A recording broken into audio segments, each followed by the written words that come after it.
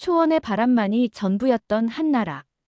영하 40도의 겨울, 난방도 없이 숨죽이며 버티던 유르트 천막 안에서 한 몽골 소녀는 세상 끝의 낯선 언어 하나에 마음을 빼앗겼습니다. 그 소녀는 믿었습니다.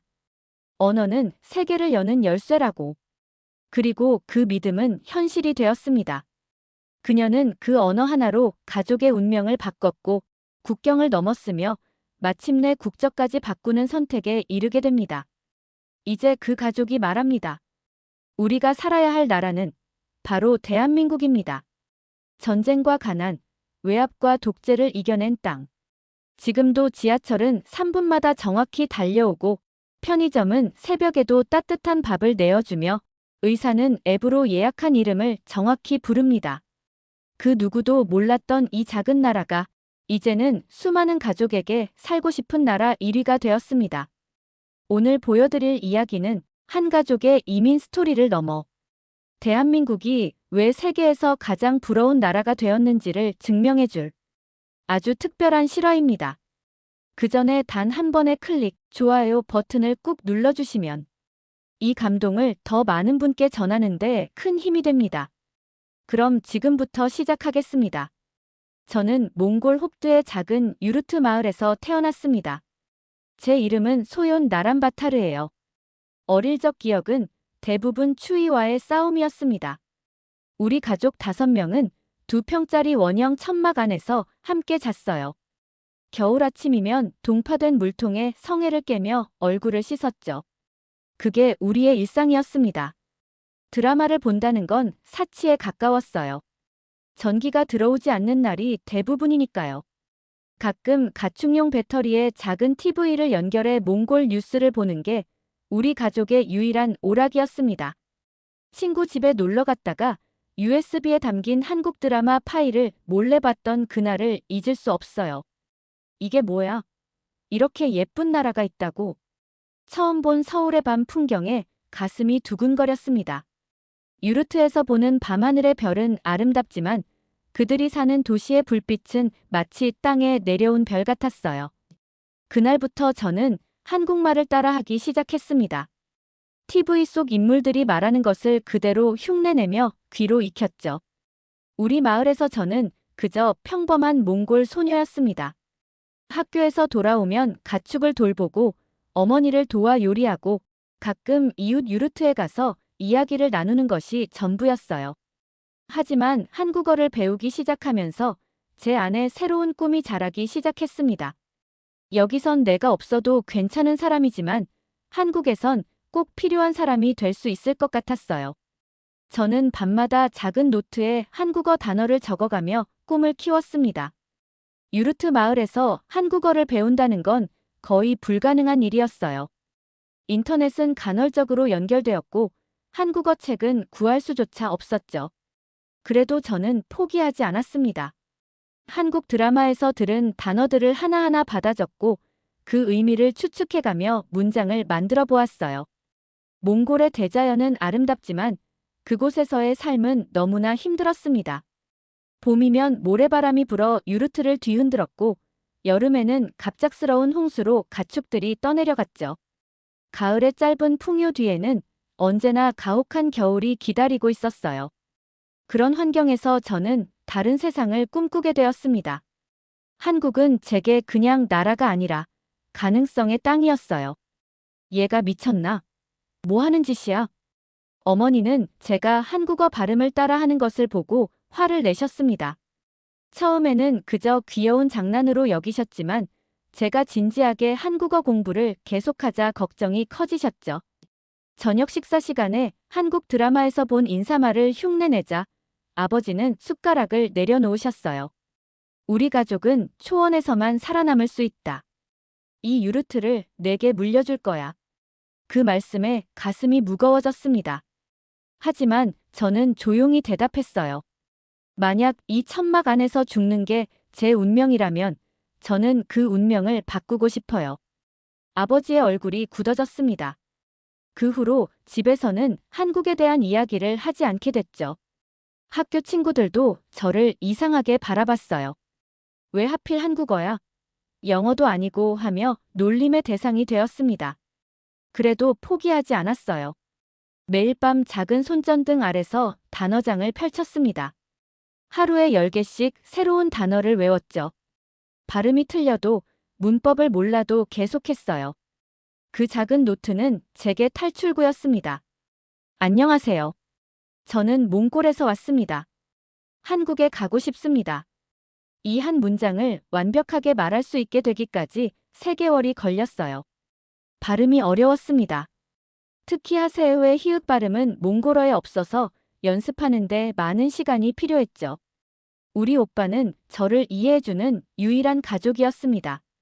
트럭 운전을 하던 오빠는 가끔 울란바토르에 다녀오면서 한국 상품들을 보여주며 제 꿈을 응원해 주었어요. 소연, 내가 원하는 것을 포기하지 마. 언젠가 기회가 올 거야. 하지만 현실은 냉혹했습니다. 몽골에서 한국으로 가는 길은 멀고도 험했어요. 비자 발급은 꿈 같은 이야기였고 비행기 티켓 값은 우리 가족이 1년 동안 모은 돈보다 더 비쌌죠. 그래도 저는 매일 밤 서울의 밤 풍경을 상상하며 잠들었습니다. 언젠가 꼭 갈 거야. 꼭. 2022년 2월, 기적 같은 일이 일어났습니다. 워킹 홀리데이 비자가 발급된 거예요. 지원서를 작성할 때 한국어로 직접 쓴 자기소개서가 도움이 됐다고 들었습니다. 비행기 표를 예약하는 순간 가슴이 터질 것 같았어요. 정말 가게 됐다니. 몽골 항공기 이코노미 좌석에서 6시간을 날았습니다. 창밖으로 보이는 구름을 바라보며 계속 꿈을 꾸고 있는 건 아닌지 의심했어요. 인천공항에 도착해 입국장으로 걸어갈 때 제 다리는 후들거렸습니다. 입국장에서 저는 스스로의 체취가 부끄러워 고개를 들지 못했어요. 몽골에서는 물이 귀해서 자주 샤워하지 못했거든요. 주변의 한국 사람들은 모두 깨끗하고 향기로웠습니다. 그때 깨달았죠. 제가 몽골에서 온 게 아니라 다른 시대에서 온 것 같았어요. 공항에서 무료 와이파이에 연결되는 순간 놀라웠습니다. 몽골에서는 인터넷 연결이 안정적이지 않았거든요. 스마트 입국 심사대, 자동 출입문, 에스컬레이터. 모든 것이 신기했어요. 공항 철도를 타고 서울로 향하면서 창밖의 풍경에 넋을 잃었습니다. 세상이 이렇게까지 발전할 수 있다는 걸 전 그날 처음 봤습니다. 지하철에서 티머니 카드를 사용하는 법을 배우면서 심장이 두근거렸어요. 한국인들은 당연하게 여기는 것들이 저에게는 모두 놀라운 경험이었습니다. 처음 먹어본 편의점 김밥의 맛, 24시간 불이 켜진 거리, 어디서나 들리는 한국어. 드라마에서 보던 세상이 현실이 된 거예요. 처음 일주일은 모든 것이 어려웠습니다. 언어 장벽, 문화 차이, 음식, 그리고 가장 힘들었던 건 외로움이었어요. 하지만 한국인들의 친절함에 놀랐습니다. 길을 잃었을 때 낯선 할머니가 직접 목적지까지 데려다 주신 일, 편의점 아저씨가 티머니 카드 충전법을 차근차근 알려주신 일. 그런 작은 친절이 제게는 큰 위로가 되었어요. 한국에 온 지 한 달 만에 저는 작은 음식점에서 일을 시작했습니다. 처음에는 설거지와 청소만 했지만 한국어 실력이 늘면서 홀 서빙도 하게 됐죠.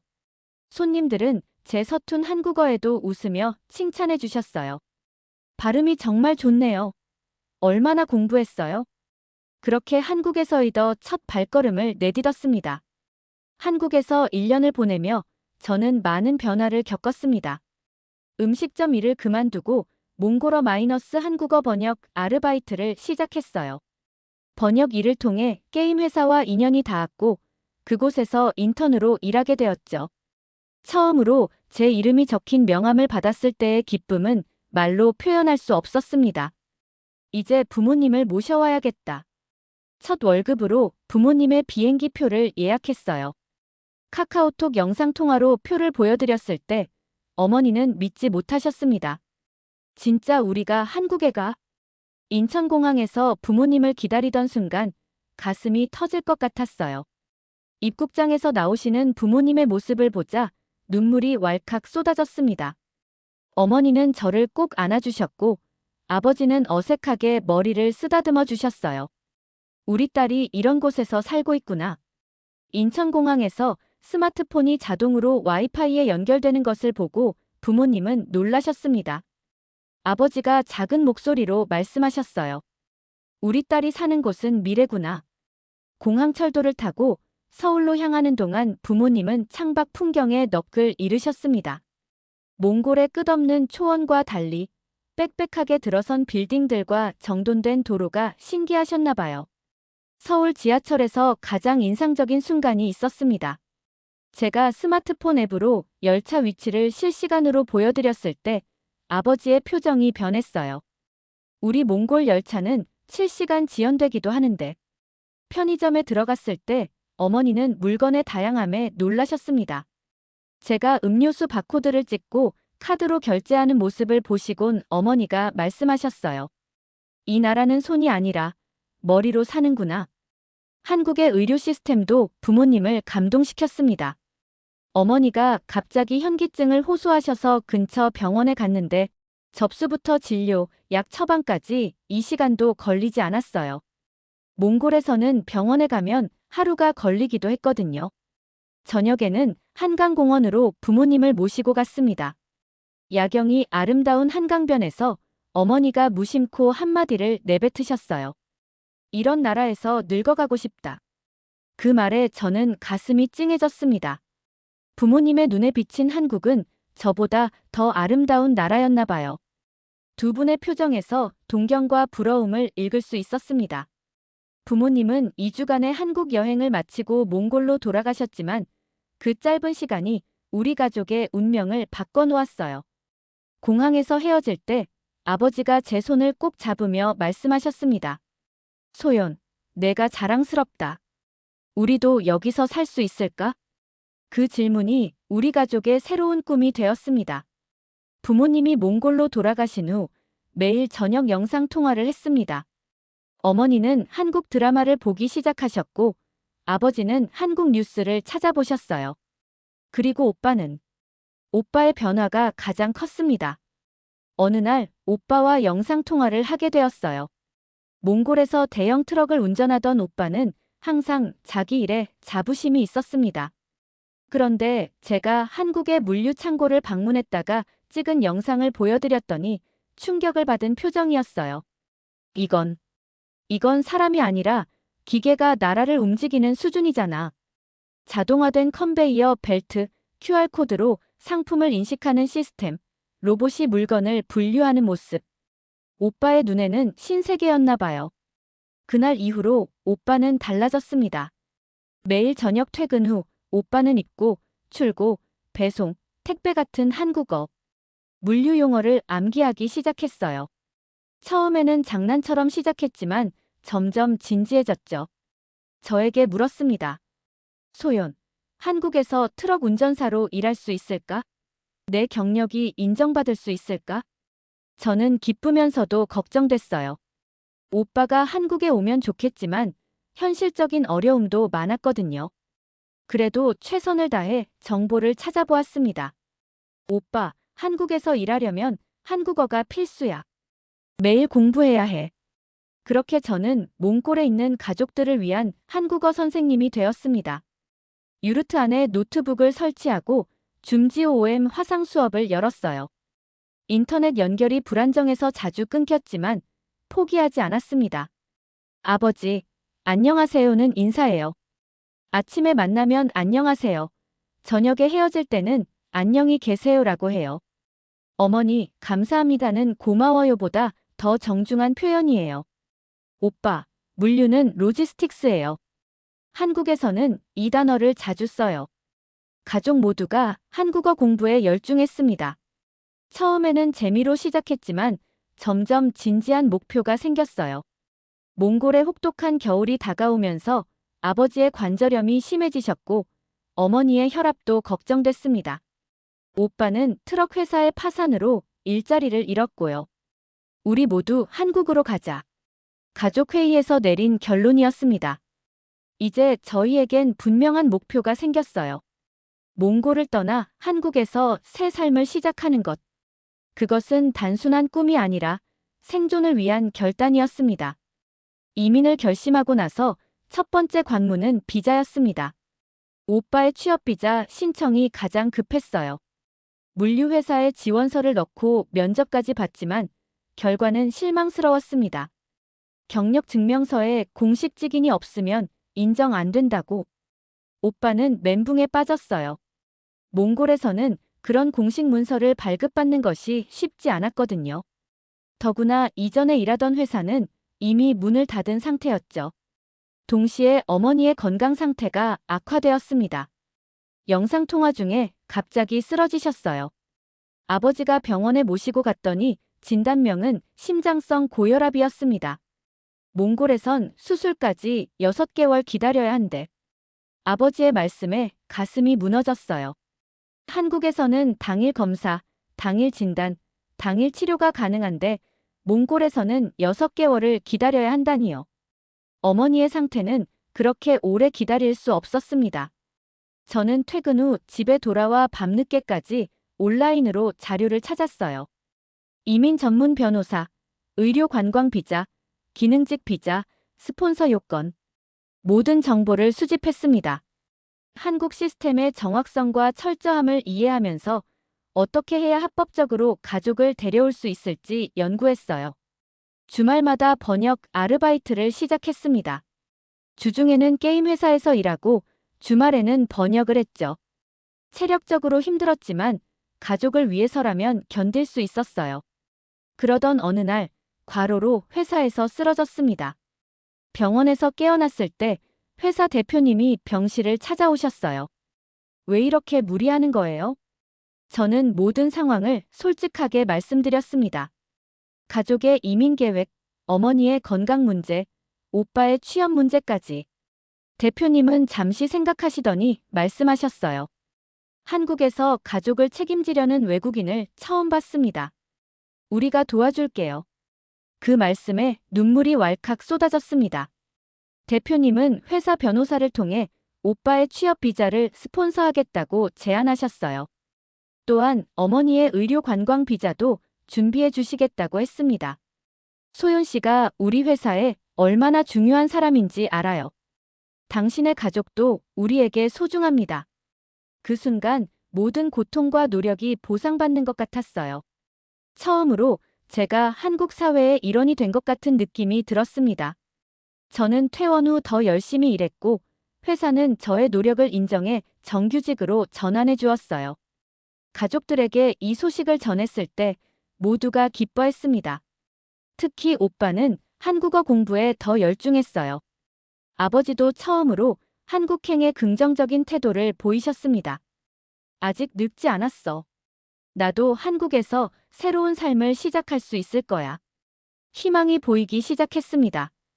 2024년 봄, 마침내 그날이 왔습니다.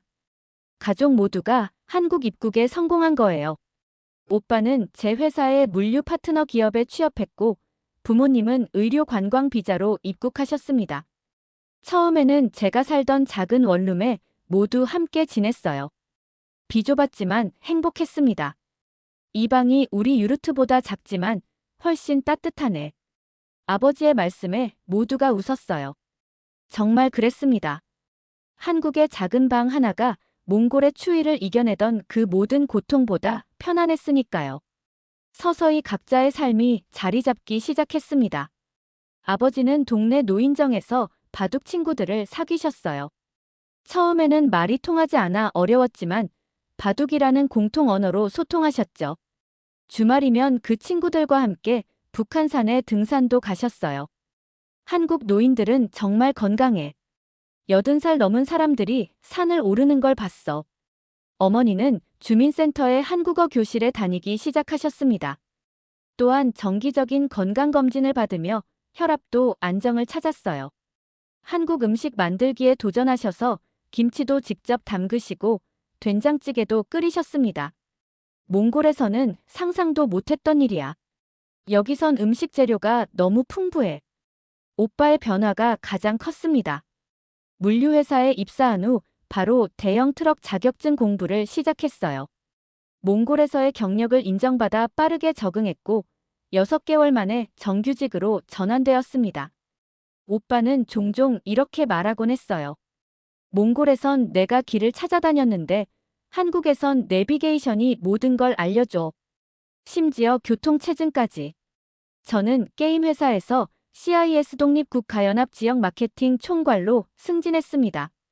몽골어, 러시아어, 한국어를 모두 구사할 수 있는 제 능력이 인정받은 거죠. 이제는 회의실에서 제 의견이 중요하게 받아들여지고 제가 기획한 프로젝트가 실행되는 것을 볼 때마다 뿌듯함을 느꼈어요. 작은 원룸에서 시작한 우리 가족은 1년 만에 3룸 아파트로 이사했습니다. 방 3개가 있는 집, 몽골에서는 상상도 할 수 없었던 일이었죠. 각자 자신만의 공간이 생기자 모두가 더 행복해졌어요. 한국은 우리 가족이 처음으로 안심하고 살 수 있는 나라가 됐습니다. 제가 자주 하는 말입니다. 실제로 그랬어요. 더 이상 추위와 싸우지 않아도 되고, 전기가 끊길까 걱정하지 않아도 되고, 아플 때 병원에 빨리 갈 수 있는 곳. 그것만으로도 우리 가족에겐 천국 같은 곳이었습니다. 2년이 지난 지금, 우리 가족은 완전히 한국 생활에 적응했습니다. 아버지는 이제 한국어로 간단한 대화가 가능해지셨어요. 가끔 단어가 생각나지 않으면 몸짓으로 표현하시는데 그것도 참 귀여우시죠. 어느 날 아버지가 말씀하셨습니다. 몽골에선 겨울에 아침마다 눈을 털어야 했는데 한국에선 난방이 바닥에서 올라와.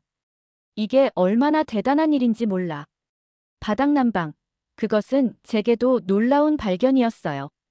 몽골의 유르트에서는 중앙에 있는 난로 주변만 따뜻하고 구석은 항상 추웠거든요.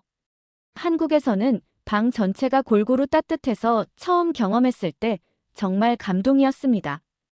어머니는 이제 혼자서도 시장에 다녀오십니다. 처음에는 길을 잃을까봐 항상 저나 오빠가 동행했었는데 이제는 자신감이 생기셨어요. 어머니가 자랑스럽게 말씀하십니다. 이제 카드 결제도 할 수 있고 김치도 만들 줄 알아. 내가 한국 사람 다 됐네. 어머니의 김치는 아직 한국 할머니들의 맛을 따라가진 못하지만 그래도 몽골 음식에 김치 맛을 더하니 독특한 풍미가 있어요. 이웃 할머니들과 요리 레시피를 교환하며 친해지시는 모습을 보면 마음이 따뜻해집니다. 오빠는 회사에서 인정받아 팀장 직책까지 올랐습니다. 한국어도 유창해졌고 한국 친구들도 많이 사귀었어요. 오빠가 종종 이런 말을 합니다. 여긴 물건보다 사람이 정리돼 있는 나라야. 교통, 시간, 질서. 내가 처음으로 존중받고 있어. 그 말에 깊이 공감했습니다. 한국은 시스템이 사람을 편하게 만들어주는 나라예요. 버스 시간이 정확하고 약속 시간을 지키는 문화, 질서 있게 줄을 서는 입모습. 이런 것들이 모여서 사람을 존중하는 사회를 만든다는 것을 깨달았습니다. 우리 가족은 이제 매주 일요일마다 한강공원에서 소풍을 즐깁니다. 자전거를 타고 치맥을 즐기고 한강 야경을 바라보며 이야기를 나누죠. 그 시간이 우리에겐 가장 소중한 순간이 되었어요. 이 강에서 우리가 새 삶을 찾았다는 게 신기해. 2025년 봄, 벚꽃이 만개한 날이었습니다.